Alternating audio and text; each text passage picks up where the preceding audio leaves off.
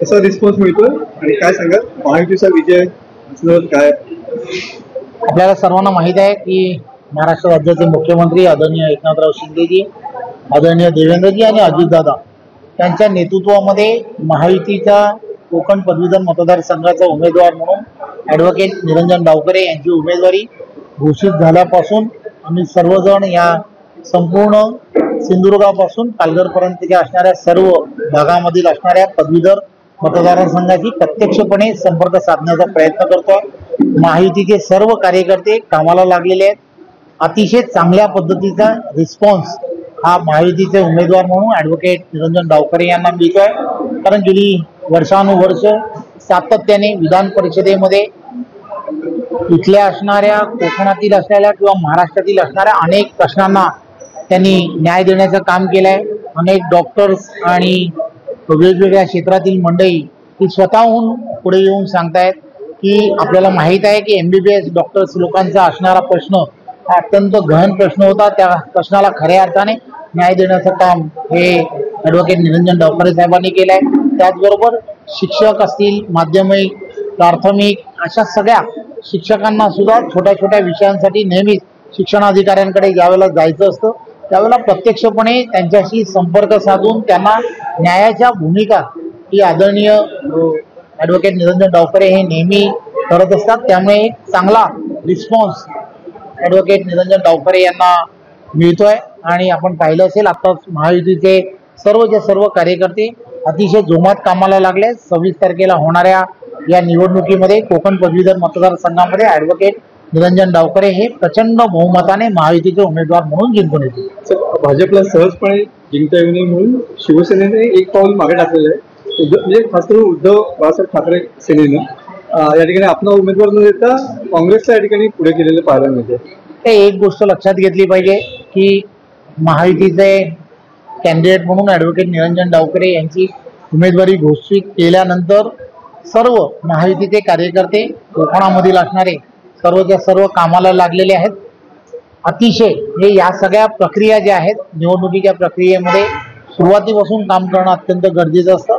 महायुतीच्या सर्व कार्यकर्त्यांनी, पदाधिकाऱ्यांनी, शिक्षकांनी वेगवेगळ्या मग त्यामध्ये शिक्षकांच्या असणाऱ्या वेगवेगळ्या संघटना असतील या सगळ्यांनी नोंदणी ही स्वतः ॲडव्होकेट निरंजन डावकरे यांच्या आमदार होण्यासाठी केलेली आहे. त्यामुळे मोठ्या प्रमाणामध्ये निवडणुकीसाठी जी नोंदणी लागते ती नोंदणी सुद्धा मोठ्या प्रमाणावर ॲडव्होकेट निरंजन डावकरे यांच्यासाठी महायुतीच्या कार्यकर्त्यांनी केलेली आहे. त्यामुळे विजय हा ॲडव्होकेट निरंजन डावकरे यांचा नक्की आहे, यात काही शंका नाही. मनसेची नाराजी दूर करण्यात भाजपला यश आलेलं आहे.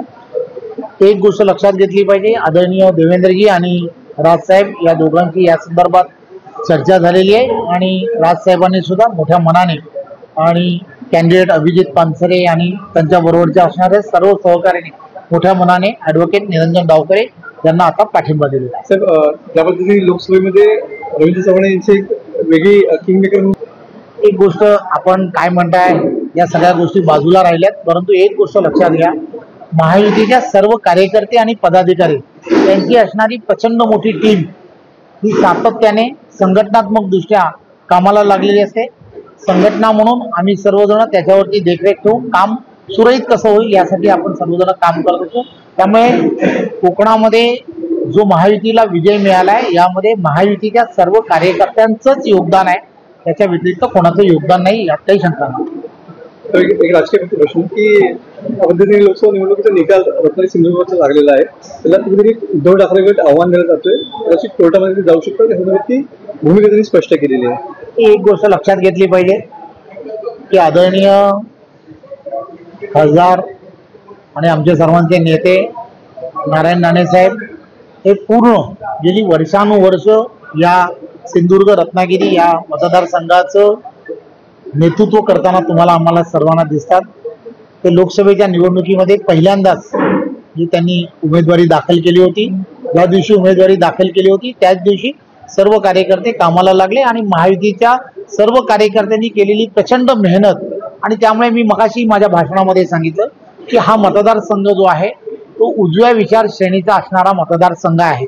उजवी विचारश्रेणी, हिंदुत्ववादी विचाराची विचारश्रेणी आणि विकासाला मानणारी अशी विचारश्रेणी या भागांमध्ये सातत्याने विजय करत आलेली आहे. मतदारांनी सुद्धा त्याच बाजूने कौल दिलेला आहे.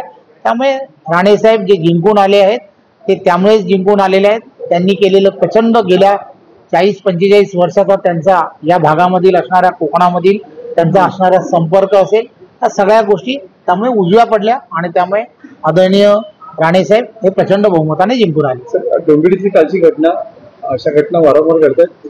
तिथली औद्योगिक वसाहत बाहेर वसवण्यासंदर्भातला काही प्रस्ताव या संदर्भामध्ये आदरणीय मुख्यमंत्री आणि शासन योग्य तो निर्णय या संदर्भात घेणार. एबीपी माझा, उघडा डोळे बघा नीट.